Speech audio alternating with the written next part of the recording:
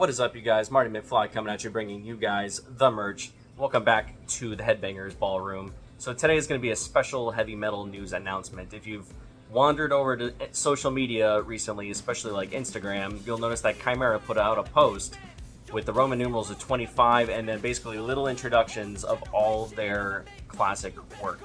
So pretty cool. I don't know what they have in store, but I definitely can't wait to see what they actually come out with. I haven't heard anything else yet. It came out yesterday morning, and I've been kind of stalking their page in and out, but so far nothing yet.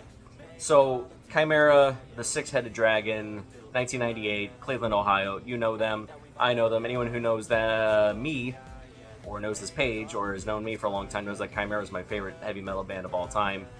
You know, going back to 2013, which is basically the last time I saw them live, they had come out with Crown of Phantoms, which, don't get me wrong, is still a fun album, but Mark Hunter was the only originating member left. He basically had 5 new guys all join the band.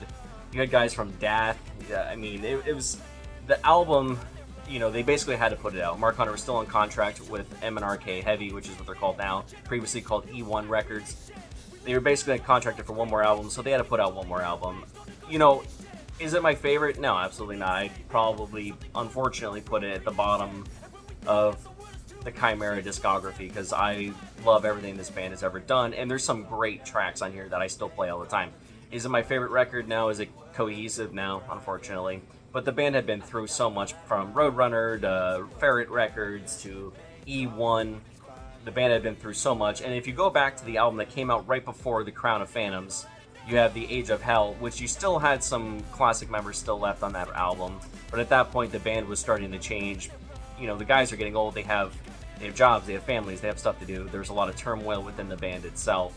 So unfortunately, at that point you started to notice a shift. Now granted, I love The Age of Hell. I thought it was a fantastic record. It still had everything that I wanted out of a Chimaira album. Even the melodic parts, I had a blast with that album. I mean, there's one track on there that's super melodic, well-written melodies, well-written harmonies. I mean, I enjoyed the hell out of that record.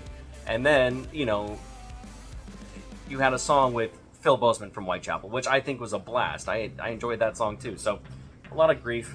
People gave a lot of grief. Maybe it's just because the band was starting to change, but I enjoyed the heck out of The Age of Hell. And then, of course, you have Crown of Phantoms. So, last time I saw them live, they were on tour with Threat Signal. So, we were talking about 2013. They played a bunch of tracks off of this, obviously. And, you know, were they my favorite songs by Chimaira at all? No, unfortunately. But it was still a fun album. I still enjoyed it. I'm glad they released it. I'm glad we got one more record out of them before they finally broke up in 2014. Now, Crown of Phantoms, this is actually still up on the E1 M&RK Heavy website. I got this from Kingfish Records used. Had to pick it up immediately because I was going to buy it online just to have some closure to the Chimaira discography, because when I bought Crown of Phantoms the first time, I bought it off of their GoFundMe page, and they give you guitar picks, a bunch of goodies, bonus tracks, everything. So I was glad I got that when I did. The cover art was actually incredible, and then the CD itself is like this beautiful turquoise blue cover with the classic Chimaira logo. So, you know, 4 sides, and then the best part about this is glow-in-the-dark vinyl. I haven't tested it out yet, but I can't wait to finally sit down and play this and actually watch it glow in the dark and spin. Obviously, it's a gatefold, beautiful, beautiful cover art in the middle as well. You know what though? I mean, is it their best? No. Do I still have fun playing it? Absolutely. It's still Chimaira. It's still, you still get to hear Mark Hunter's vocals, and I still have a blast with it every time I play it. So really, I mean, since then we've had a couple Chimaira reunions. We had Chimaira Christmas 15, which absolutely blew me away. The last time I saw them was actually this year in May, so they had the anniversary of The Impossibility of Reason, which was of course played at the Agora Theater in Cleveland, Ohio, which to them, I mean, that is home for them. That is home base. The Agora Theater, if you've ever been there or you haven't been there, I definitely recommend it.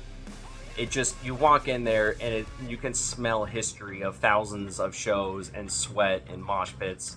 They still got those classic like red velvet carpet on the walls. And then of course they had the kind of like, I call it the peanut gallery seats, but you have like these beautiful arched seats, you know, kind of like you'd see out of those 2 guys from the Muppets, but you know, they're arched and there's people watching the band. Even during the show, the band was throwing drumsticks and guitar picks so that at least they would get something. They're, you know, calling them out in the middle of the show is great. So they've done, some anniversary tours since then. I don't know what this new thing is going to be, though. So, like I said, it's 25 years of Chimaira, started in 1998. They had the Roman numerals posted on their page. I tried sneaking over to their website, and it's just the Chimaira symbol grayed out. You click on it, it just takes you over to the indie merch store, which has got some of their stuff now. So I'm curious what it's going to be. I think a lot of people are posting towards tour or reunion anniversary show. If you go to their website, a lot of it is people just say, please come to the UK, please come to the UK, please come to Europe. I don't know what they're going to do. I do recall around the COVID time, Chimaira is planning to do another Chimaira Christmas show, and they, I was listening to some of the stuff that Rob Arnold was talking about, they were planning on writing a couple songs, maybe even an EP, maybe even just demoing a few songs just for Chimaira Christmas. Of course, that didn't get to happen due to COVID. But now, we have the anniversary show in May, which was incredible. I have something I have to show you guys from that. And now we're at 25th anniversary. Could it be a show? Maybe an Eras tour? Maybe an Eras record? I don't really care for greatest hits, but I can only imagine that maybe this is just Chimaira's attempt to play a bombastic show, play a little bit of everything. They might do a couple shows. What am I hoping for? I'm hoping for what every guy wants. I want a full-length record. I don't know if it's actually what we're gonna get, because the guys are older, they got jobs, they got lives, they got kids. I get it. I mean, it's got to be hard, but my dream would be a full-length album by these guys again, just to have the classic crew of Chimaira back together. Unfortunately, Anders Herrick has been going through a lot of health issues, so unfortunately, even this last show, I didn't get to see Anders Herrick play on drums, but they did have a fantastic backup drummer who just killed it that night. But, I mean, Chris Spicuzza still playing on keyboard, still sounded incredible. He can still sing a little bit. You still get the Chimaira bass blast that you always want. Mark Hunter on cleans, Rob Arnold on lead. You got Matt DeVries on rhythm, who still sounds like a freaking monster. And then you got good old Jim over there on bass, who, he can still play. He still screams. He still sounds great when he does backup screaming. He did lead vocals for a little bit of the show.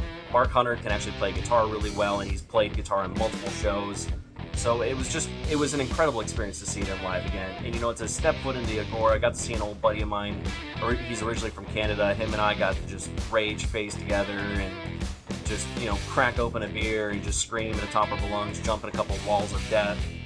It was incredible. I mean, really, I feel bad for not giving an update to that show, but I'm really glad I did it. I went on the Saturday night, and this big surprise for us on the Saturday night show was all the old guys from Chimaira showed up. Even the first album, I mean, those guys came out, they had a full stage. They had 10 guys playing guitar and bass and singing along on stage for the show.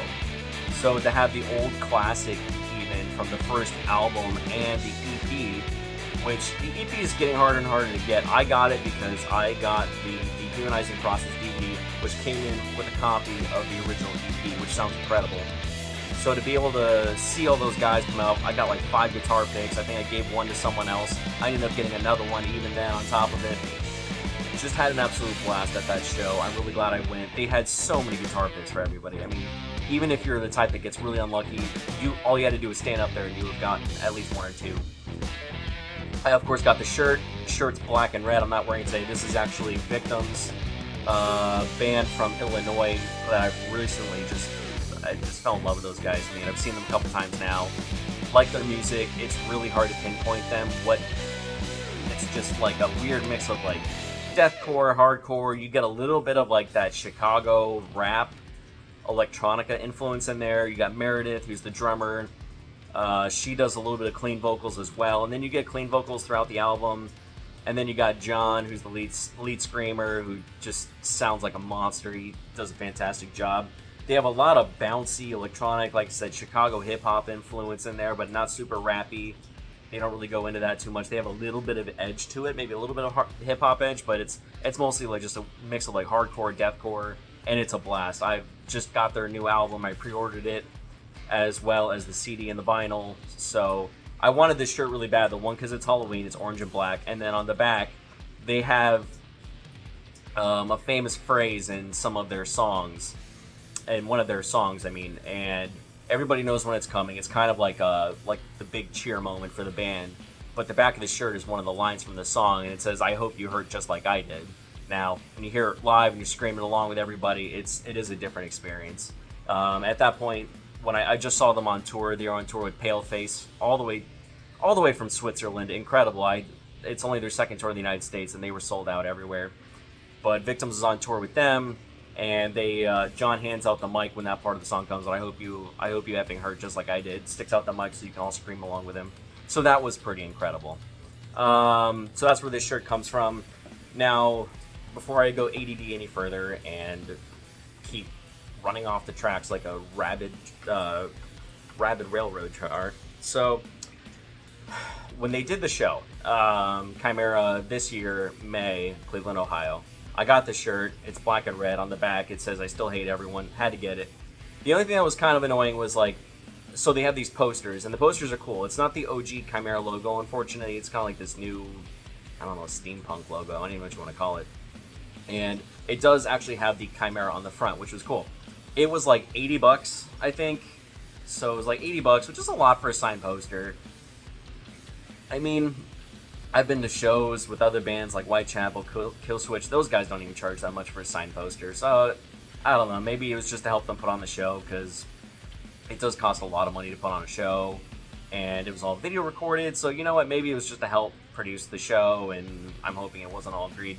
So it was a lot of money, though. But I still had to get it. So I didn't buy it at the show. And I was like, you know what? Maybe I'll just go home. So I bought the shirt. And then online, they said they were still going to post the the posters. So, of course, I had to get it. So, of course, I had to have it framed. This is, of course, the newest Chimaira poster. This is from at the Agora, their show this year. Signed by everybody in the band. Typical for metal posters, I can't read any of the names, and I don't know who signed what. I'll have to compare to some of my other Chimaira posters. Maybe you'll be able to understand some of the names on there. But I'm really glad I got it. I was going to originally not do it, and now it's actually cheaper, of course, because why not? I think I paid $80 after shipping off of Indie Merch, but now Indie Merch has got it on there, and they're only selling it for like $50 signed. So if you don't already have it, get it, because I think that's even more worth it to me. $50 for a signed poster by the band commemorating the show. The show meant a lot to me as a metalhead. It was a blast of a vacation. I'm glad I did it. So anyway, all of that rambling.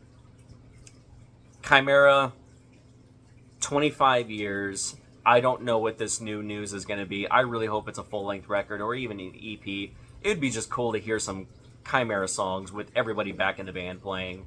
You know, Rob's been playing and writing and playing in different bands, doing his own bands.